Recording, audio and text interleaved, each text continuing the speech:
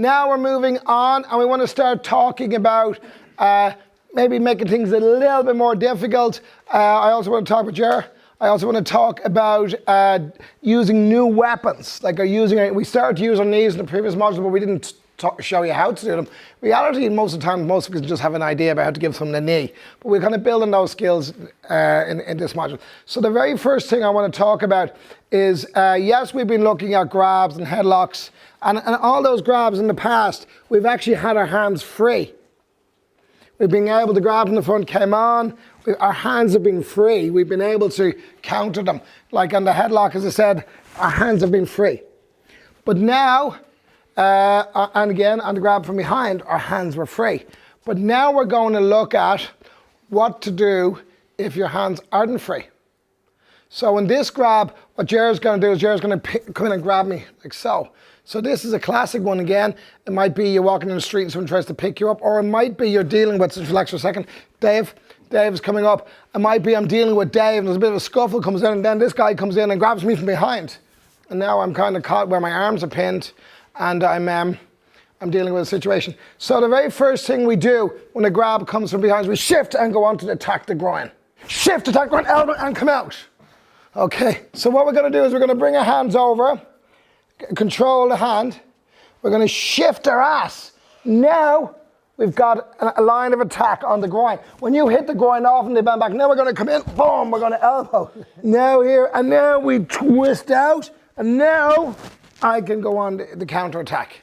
So, shift, slap, elbow, twist, counter. So what's actually happening? If this grab comes and I try to shake, the guy's just going to lock down, try to pull me backwards. But cover here. And the reason we're doing this, as we attack, we don't want this to disintegrate into a worse move. So we're controlling the exposure here. We're shifting our ass, open hand, boom, into the groin. Boom, into the groin. Now look, boom, boom. Elbows come in, twist out. I can drive a knee in here, boom, palm strike to the base of the brain. Push away, look for my exit, okay? Our hands are being pinned. We're gonna shift our ass. Open up, slap to the groin. No, don't just tap. You want to basically really, really hit that as hard as you can. Okay, so seal to prevent it disintegrating. Shift, slap, slap. Now bring in elbows. Elbows, and when you're doing those elbows, you want to be focusing on hitting them with the ball of the elbow again. And the way to do that is to let the elbow follow the shoulder rotation. If you try to just go in too much, you basically end up hitting them with the tricep. So let that elbow follow the shoulder rotation. So seal, shift, slap, slap, elbow, elbow. And as much as you need to soften him, you're going to grab his arms, seal, and just twist out. Okay, just twist out. So what you're going to do is just going to do the first move. Seal, shift, slap. Okay, let's go.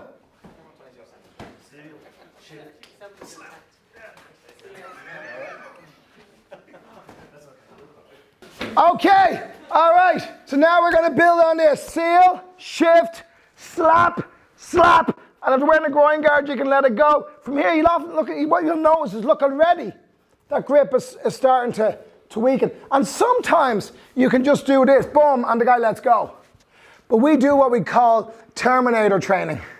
We do not rely on one move working. We keep moving. We have a whole concept of keep fighting until they let go. They might let go in the first one, but we don't rely on it. So in a concept of Terminator training is we're fighting the Terminator. Shift, slap, groin. From here, I can't reach the groin anymore. This is very important. But look what happens, bent over. So I can come in and boom into that sternum. And look, I'm weakening already. So maybe I can go, but maybe still holding on. So I'm going to rip out and go. So next move is seal, slip, slap, and just make those elbows work. Okay, go. Make those elbows work. Go. Good.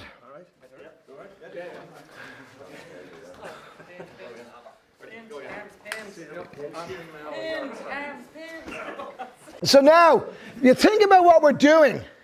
He's using his body as a board to pin me to. pulling away, it goes into how he's pulling. So he's shifting off and breaking the angle. Attack the groin, leveraging off his space. Elbow creating that leverage. Now, if he's still holding on, I want to get out. So what I'm going to do is I'm going to just hold on here, just to make sure this doesn't close on me. And I'm going to rip out, twist out. So, again, seal, boom, elbow, elbow. Again, sometimes he let go, but if he hasn't, come back and hold me tight. If he doesn't let go, boom, your elbow, then you twist out, and then you go on the attack. So let's add in the rip out, the twist out. Okay, let's go.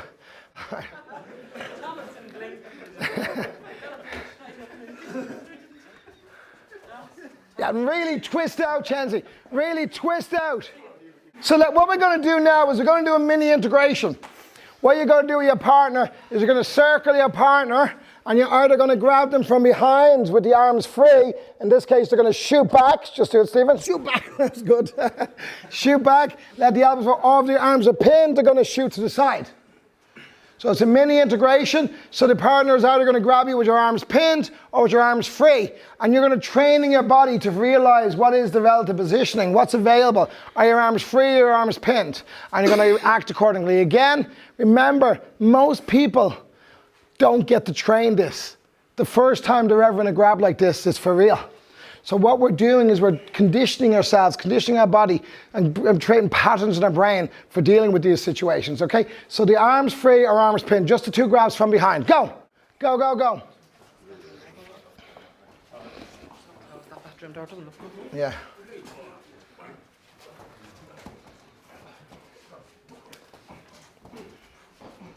Okay. So now we're going to move on to something a little bit different, okay? So we've been looking at, facing me please. So we've been looking at it, we have to attack and using our palms, and we've started to use our knees, but we haven't really yet learned how to execute a knee effectively or to the maximum effects. So that's what we're going to talk about now. So if you're attacking up here, this is a great time for you as you get close to drive your knee into the area. Now, we want to deliver knees in a certain way. One of the things you need to understand and address is that the groin is a hard target to hit in a real fight, particularly with a knee. And people are going to maybe even just move to protect themselves, just turn their leg in to protect or just pull back. So we want to deliver a knee in such a way that it actually doesn't matter where we hit him. So John is going to basically hold this so I can look at executing a knee. Now when we execute knees, we want to execute them with power. We're not drive our way in, okay? We want to, so basically we want to step and we really want to drive that knee in, okay? So what I'm going to do is, Chenzi, I want to just talk you through this. So you want to just face that pad, please? And what I want him to do is to step forward here, and I want him to drive that knee in really hard. Go and just drive it in. I want you to go full force now. Drive it in. So, boom. Yeah. So we're looking for like, and he's going to step and he's going to drive. Boom. Now the thing that you'll notice with what Chenzi is doing with that knee is he's kneeing on a low line. He's not going high. The biggest mistake that people make is they knee too high. Just face him. They knee too high and they bring the knee right up. And they lose all the energy. What we actually want to do is to knee at the low line. So the secret is your toe, see his toe is pointing down. Because what that means is your toe is pointing down, it means your knee is on the low line. Now, when I go with that knee, boom, yeah, I get the groin. But what gets really, really cool is if John turns his leg in to protect, and now I smash, boom, that knee. That attack goes into the leg. And this is a whole, if you have a look at his face while I just give him a rub here. Yeah, there's a whole fascia of nerves all the way here. Right? That if you get, anyone ever get hit there? Anyone ever get hit there? So when you basically knee there, you're attacking a whole fascia of nerves, okay? So I face him, then he either turns that in, and I'm going, sweet. Like that's a great way. I knee him there a couple of times. He ain't going to be chasing me. The other line of it is, if I do get the groin, sweet, but even if I go offline, I hit that leg, I'm going to hyperextend the leg. So a secret to how we deliver knees is we deliver them on a low line. And we have our hands up, and what we're going to do is we're going to have done a few palm strikes, And now we deliver our knee, but we deliver our knee on a low line. And what we want to do to deliver our knee is we want to push through on a hip. Your toe is pointing to the ground. That's how you know you're on the right line. And the target area, that's your target area from here to here. You catch the hip, so I come in. There's no point kneeing high. And the great thing about legs is they're hard to miss.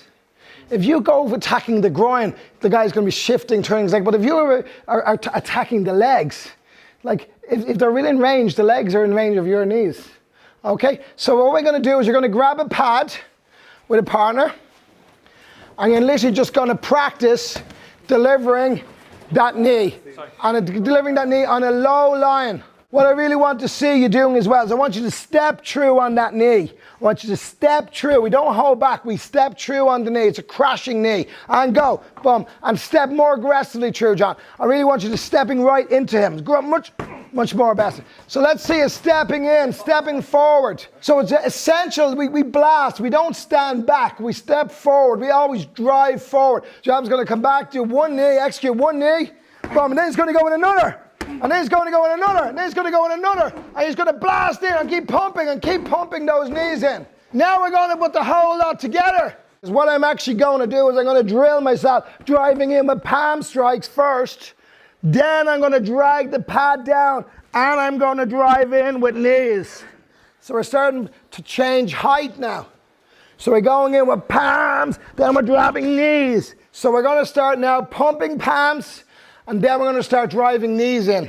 And the idea here is we're changing weapons and we're changing height, creating confusion. So let's go palms, then bring the pad down, that's your job, and drive in with at least 3 knees. Go!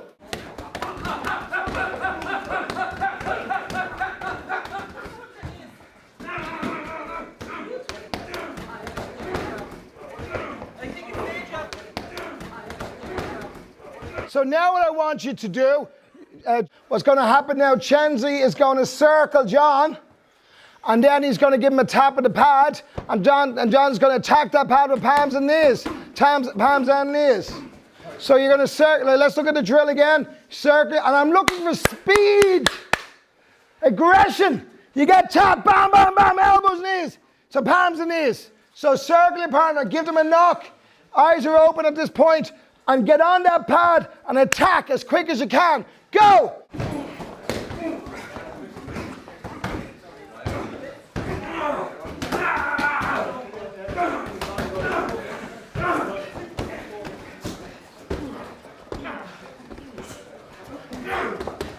This time when you're waiting to be attacked, your eyes are closed. So your eyes are closed now. Open up your eyes then. Open up your eyes. Open up your eyes. Come on. Pumping those knees faster. Come on. Faster in those knees. Pump them faster. That's much better. That's much better. So here's what we're going to do now. We're going to really, really bring you up a level. So what's going to happen is there's somebody in the middle. John's in the middle. But here's what's actually going to happen. John's job is to beat the living daylights out of his pad, simulating attacking an opponent. Stephen's job is to save the pad.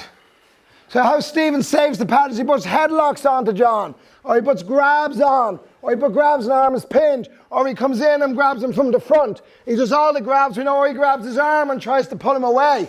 But what John does, here's the thing, John doesn't give a frig about the technique. What does John care about? He cares about the pad. He cares about blasting. That's what he cares about. So here's how I want you to think. The techniques, I know you get no medals for doing techniques. You get no medals. It's not the Olympic, it's self-defense training, right? Your job is to beat the pad. Techniques are obstacles. There are things you must overcome. And they might be like a hurdle race where you have to go over a number of obstacles to get to the end. Come on! Come on!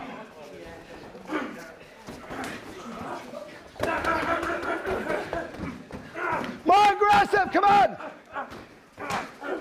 On the pad faster! On the pad faster! Get him, Stephen! Come on! So the big idea we brought in here, we brought in the idea of arms being pinned, didn't we? and being attacked. And then on the idea of using your knees, but more importantly, cycling between height. So if you keep hitting a guy in the head, he's going to know where you're hitting him. But like you start striking him, now you start to bring knees in, now he starts to get a bit of overwhelm. Okay? And then the idea that techniques, you get no points for doing techniques. People get obsessed with perfection and techniques. While it's good to be able to escape them, they are escapes. The purpose of the technique is to escape, not to do the technique, okay? So big idea, techniques are obstacles. You get no medals for techniques, you get out of them, you get to live. You get to blast, palms, elbows and knees, being aggressive to get home. Well done on that module, well done.